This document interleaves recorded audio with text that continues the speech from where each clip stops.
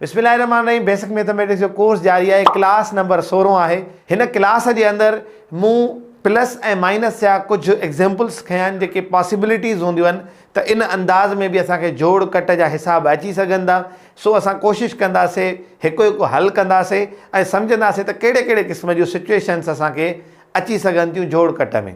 जीअं मां तव्हांजे साम्हूं पहिरियों एग्जाम्पल लिखियो आहे प्लस ऐं माइनस गॾु, यानी असां अकेले बि सिखियो आहे त यानी अकेले कीअं जोड़ कट खे हल कजे।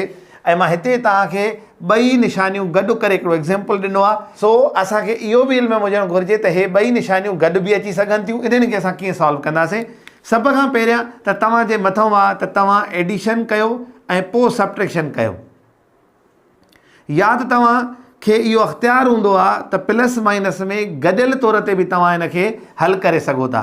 यानी हेठियनि अंगनि जी गॾिजी करे एलसीएम कढो, उहा एलसीएम हिते रखंदासीं असां।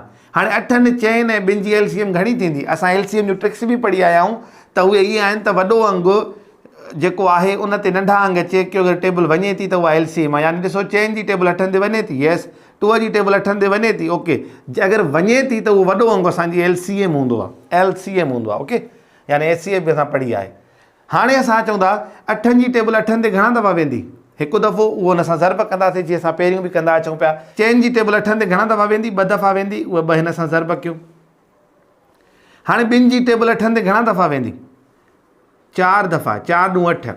यानी तव्हां इन्हनि जे वक़्तु दफ़नि सां या टाइम सां इन्हनि खे मल्टीप्लाई करे ईंदो, इन्हनि खे अॻिते खणी ईंदासीं त 1 5 5, प्लस जी निशानी साॻी लाइ अचो, 2 4, माइनस आहे त माइनस जी निशानी साॻी लाइ अचो, 1 4 4। हाणे तव्हां छा कंदव? पहिरियों एडिशन कंदव त घणा थींदा? 9 - 4 / 8। हाणे 9 मां 4 वेंदा त तव्हांखे छा बचंदा? 5 5 भाङे 8। हे असांजो जवाबु आहे।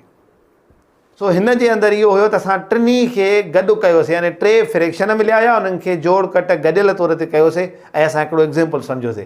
हाणे ॿियो नंबर एग्जाम्पल तव्हांजे साम्हूं लिखियो आहे त उन मां हिकिड़े में असांखे कंपाउंड फ्रैक्शन मिलियल आहे ऐं हिकिड़े में हिकिड़ो कॉमन फ्रैक्शन, या ईअं खणी चऊं त हिन में प्रॉपर फ्रैक्शन मिलियो आहे।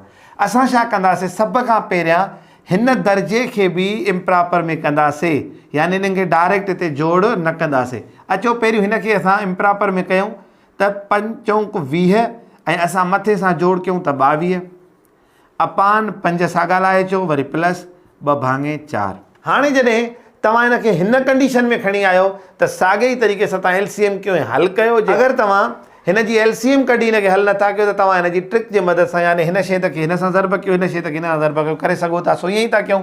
4 खे हिन सां ज़रब कंदासीं पासे सां ऐं 5 खे हिन पासे सां ज़रब कंदासीं। मतिलबु तकिड़ो हल करिणो आहे, प्रैक्टिस बि थी वेंदी। 4 खे 22 सां त ज़रब कंदासीं त जवाबु ईंदो 88 ऐं 5 चौंक थींदा 20 प्लस 2 5 10, 5 चौंक 20 अपान में 20 रखी करे हिन खे जोड़ कंदासीं त थींदो 98। हाणे 98 कीअं रिड्यूस कंदासीं? 2 जी टेबल सां रिड्यूस कयूं। 10 × 20, 4 × 8, हिकु हेॾे वेंदो, 9 × 18, यानी 49 भाङे 10 जवाबु आयो। ऐं मां तव्हांखे अॻु में बि गुज़ारिश कई आहे त जॾहिं बि तव्हांखे इम्प्रॉपर फ्रैक्शन में दर्जो अचे थो त तव्हां हिन खे कंपाउंड में तब्दील करे रखंदव, उहो तव्हांजो आंसर आहे। पर हे बि तव्हांजो आंसर आहे अगरि आंसर कापी में या अॻिलो जेको टेस्ट जे MCQs में आहे, अगरि कहिड़ी फॉर्म यूज़ थो करे, इम्प्रॉपर ॾिए थो त ठीकु आहे, हिते ई जवाब जी ख़बर पइजी वेंदी।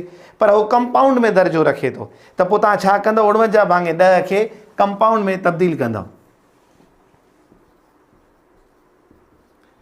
4 × 40 बचंदा 9। छो त असां अॻु में ई सिखी आया आहियूं त इम्प्रॉपर फ्रैक्शन खे कंपाउंड में कीअं तब्दील कबो आहे। हेॾो वारो अंग रखंदासीं सॼे में, जेका पाशी बची आहे उहा रखंदासीं अनसही जॻह ते, छेद असां साॻियो ई लाहे रखंदासीं। हे असांजो जवाबु। हाणे असां हिकिड़ो एग्जाम्पल खयो आहे माइनस जो, यानी कट जो, ऐं उन में असांखे 2 कंपाउंड मिलिया आहिनि। असां प्लस में हिकिड़ो खयोंसीं एग्जाम्पल त उन में हिकिड़ो कंपाउंड हुयो, हिकिड़ो न हुयो। हिन में 2 कंपाउंड आहिनि त तव्हां हिन कंडीशन खे कीअं फेस कंदव? हिन कंडीशन खे ईअं फेस कंदव त हिन खे बि इम्प्रॉपर में तब्दील कंदव, यानी हिन खे ज़रब कयो 3 × 9, 9 सां 2 मिलाईंदव त थींदा 11, 11 भाङे 3। हाणे मां हेॾो स्पीड सां छो थो वञा त इहे सभु शयूं असां ऑलरेडी वीडियोज़ में पढ़ी आया आहियूं। हाणे सिर्फ़ु उन्हनि खे हिते पुट करिणो आहे, उन कंसेप्ट्स खे, ठीक है।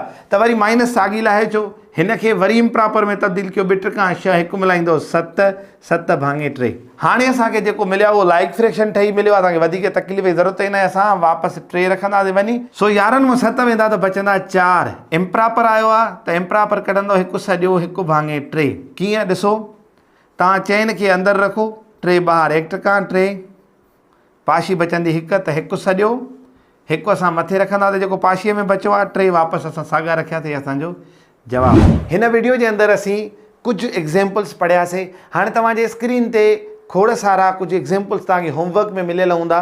मां तव्हां सभिनी खे गुज़ारिश कंदुमि उन्हनि होमवर्क्स खे वेही हल कयो, हिकिड़ी नोटबुक ते जेको बि तव्हां हुनजो पंहिंजो ठाहियो आहे हिन कोर्स जो उन ते हल कयो, प्रैक्टिस कयो।